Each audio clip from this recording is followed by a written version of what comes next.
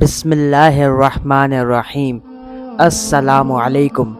Words of اللہ کے معزز خواتین و حضرات، میرا نام ہے وسیع الدین اور آپ سب کو میرے چینل پر خوش آمدید۔ رمضان المبارک کی راتوں میں سے ایک رات شب قدر کہلاتی ہے، جو بہت ہی برکت اور خیر کی رات ہے۔ قرآن پاک میں اس کو 1000 مہینوں سے افضل بتایا ہے۔ 1000 مہینے 83 برس 4 ماہ ہوتے ہیں۔ خوش نصیب ہیں وہ لوگ جس کو اس رات کی عبادت نصیب ہو جائے، کہ جو لوگ اس ایک رات کو عبادت میں گزار دیں، اس نے گویا 83 برس 4 ماہ سے زیادہ زمانے کو عبادت میں گزار دیا، اور اس زیادتی کا حال معلوم نہیں کہ 1000 مہینے سے کتنے ماہ زیادہ افضل ہے۔ اللہ جل شانہ کا حقیقتاً بہت ہی بڑا انعام ہے کہ قدردانوں کے لیے یہ ایک بے نہایت نعمت مرحمت فرمائی۔ حضرت انس رضی اللہ تعالی عنہ نے حضور صلی اللہ علیہ وآلہ وسلم کا یہ ارشاد نقل کیا ہے کہ شب قدر اللہ رب العزت نے میری امت کو مرحمت فرمائی ہے، جو پہلی امتوں کو نہیں ملی۔ بعض حدیثوں میں آیا ہے کہ نبی کریم صلی اللہ علیہ وسلم نے پہلی امتوں کی عمروں کو دیکھا کہ بہت بہت عمریں ہوتی تھی، اور آپ کی امت کی عمریں بہت تھوڑی ہیں۔ اگر وہ نیک اعمال میں ان کی برابری بھی کرنا چاہیں تو ناممکن۔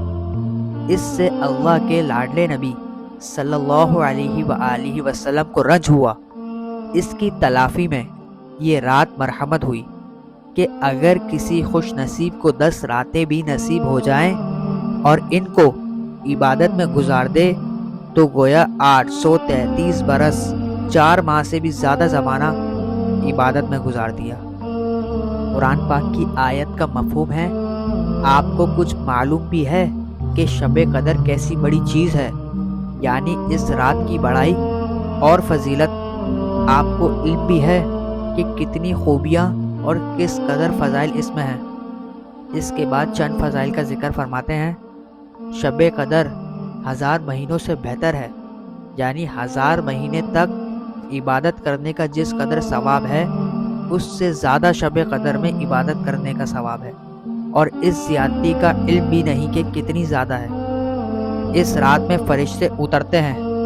نبی کریم صلی اللہ علیہ وسلم کا ارشاد منقول ہے کہ شب قدر میں حضرت جبرائیل علیہ السلام فرشتوں کے ایک گروہ کے ساتھ اترتے ہیں، اور جس شخص کو ذکر وغیرہ میں مشغول دیکھتے ہیں، اس کے لیے رحمت کی دعا کرتے ہیں۔ اور اس رات میں ملائکہ کی پیدائش ہوئی اور جنت میں درخت لگائے گئے، اور اس رات میں دعائیں کثرت سے قبول ہوتی ہیں، اور ملائکہ کی طرف سے مومنین پر سلام ہوتا رہتا ہے کہ ایک فوج آتی ہے دوسری جاتی ہے۔ نبی کریم صلی اللہ علیہ وسلم کا ارشاد ہے کہ جو شخص لیلۃ القدر میں ایمان کے ساتھ ثواب کی نیت سے عبادت کے لیے کھڑا ہو، اس کے پچھلے تمام گناہ معاف کر دیے جاتے ہیں۔ اس حدیث مبارکہ کا مطلب یہ ہے کہ نماز پڑھیں، اور اسی حکم میں یہ بھی ہے کہ کسی اور عبادت، تلاوت اور ذکر وغیرہ میں مشغول ہو، اور ثواب کی امید رکھنے کا مطلب یہ ہے کہ ریاکاری وغیرہ کسی بد نیتی سے کھڑا نہ ہو، بلکہ اخلاص کے ساتھ محض اللہ کی رضا اور ثواب کے حصول کی نیت سے کھڑا ہو۔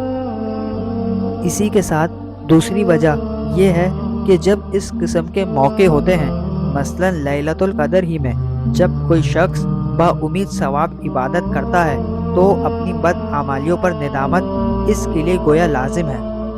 لیلۃ القدر ہو یا کوئی اور موقع ہو، اپنی بد اعمالیوں سے سچے دل سے پختگی کے ساتھ دل و زبان سے توبہ بھی کر لیں، تاکہ اللہ کی رحمت متوجہ ہو اور صغیرہ کبیرہ سب طرح کے گناہ معاف ہو جائیں، اور یاد آ جائے تو اس سیاہ کار کو بھی اپنی مخلصانہ دعاؤں میں یاد فرما لیں۔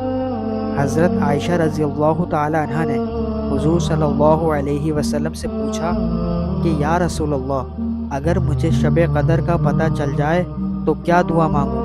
حضور صلی اللہ علیہ وسلم نے اللہم سے آخر تک دعا بتائی، جس کا ترجمہ یہ ہے: اے اللہ، تو بے شک معاف کرنے والا ہے اور پسند کرتا ہے معاف کرنے کو، بس معاف فرما دے مجھ سے بھی۔